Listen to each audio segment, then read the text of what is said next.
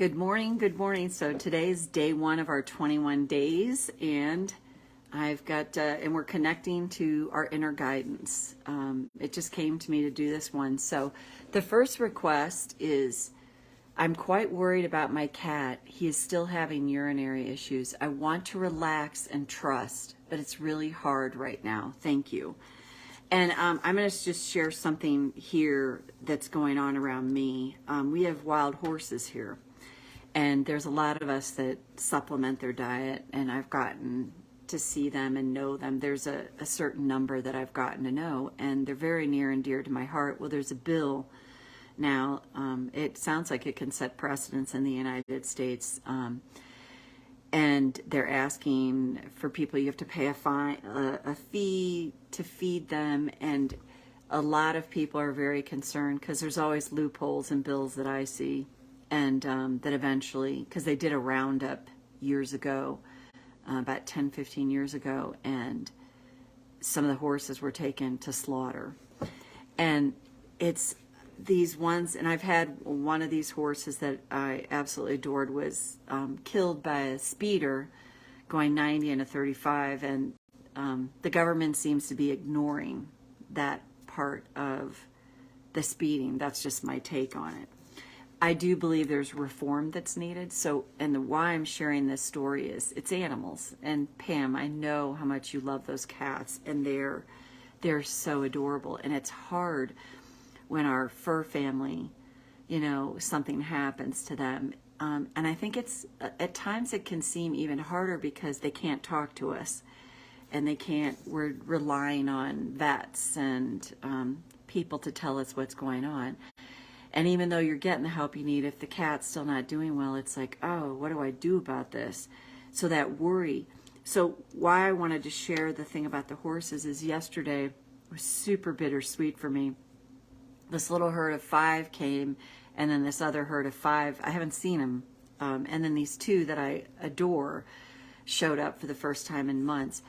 And it's very bittersweet because I know changes are coming. And all of a sudden, I went, this is bigger than me.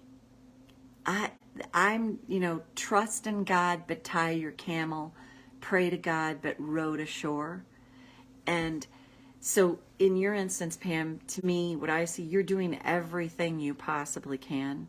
You're taking him to the vet. And I believe, just after years of processing through this stuff, a lot of times the reason stuff like this happens is we're being called forward to ask for help from whatever we believe is a higher power, to learn to surrender, to turn it over to a force or power greater than ourselves. And in this instance, I think it's the way that Spirit talks to us, gets our attention is, and it's a reminder to all of us. And I'm not saying you haven't, whatever you've done, I'm sure, but it's that, again, when I thought, this is bigger than me, it doesn't mean that I still don't have feelings about it, but it's like now every time I think about it, I send blessings to the horses, and I just offer it, I turn it over, like I practice turning it over. So that's my monologue. I'm trying to keep these monologues as short as possible. But we do worry about our animals. If you love them and care for them, of course you do. So let's tap. Karate chop. Even though I'm quite worried about my cat, he's still having urinary issues. And I adore this being. I choose to honor my truth right now.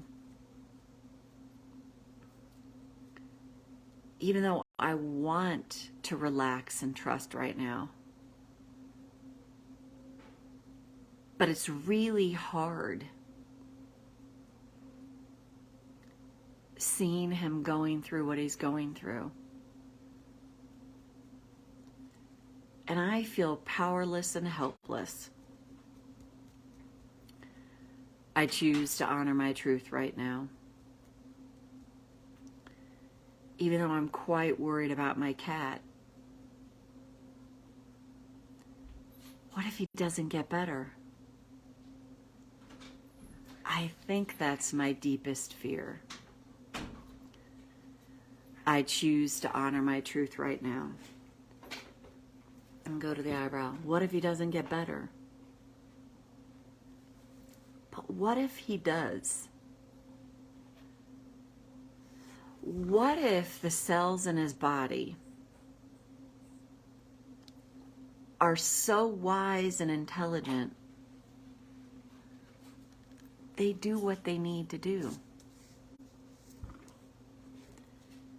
What if my cat's in a healing crisis of sorts? And what if I'm doing everything I know to do to assist him in his recovery? And so are the vets. What if I can practice every day offering this up? Even if that feels so hard. Because it takes practice. Take him over and do what needs to be done. Help this healing journey. And what if some inspiration comes to me? It can be that little blip of a thought that's guidance and direction on the next best step to take for him. What if someone shares a similar experience and they tell me things they did, things they found to help out? What if guidance can come to me in the form of little thoughts? And what if it's totally okay that I doubt? What if that's something for me to embrace? I have doubts. And last time I checked, I'm in a body, having a very human experience.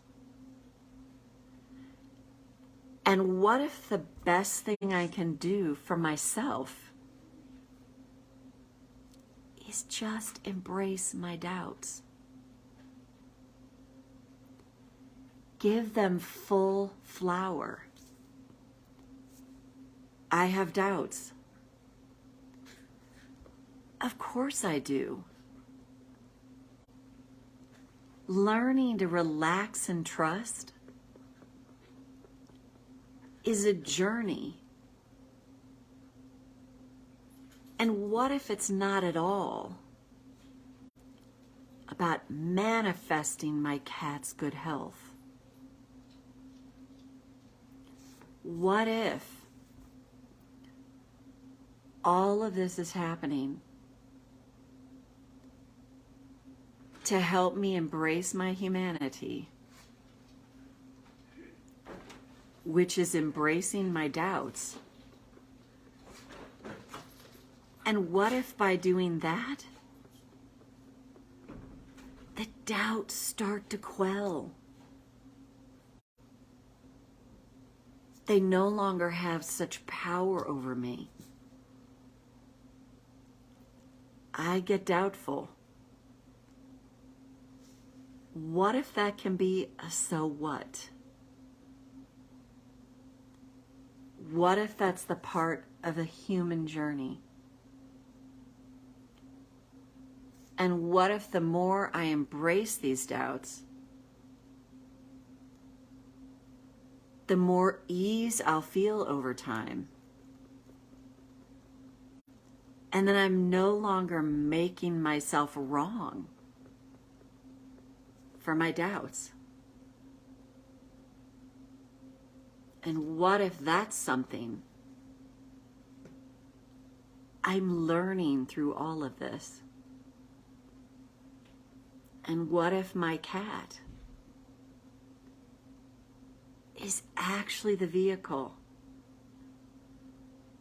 that's being used for my highest good to help me accept myself completely in all of my humanity? Take a breath. Pam, I think your cat's name's Ollie. I think. So, that's the thing. That's the other thing I see in this is the doubt.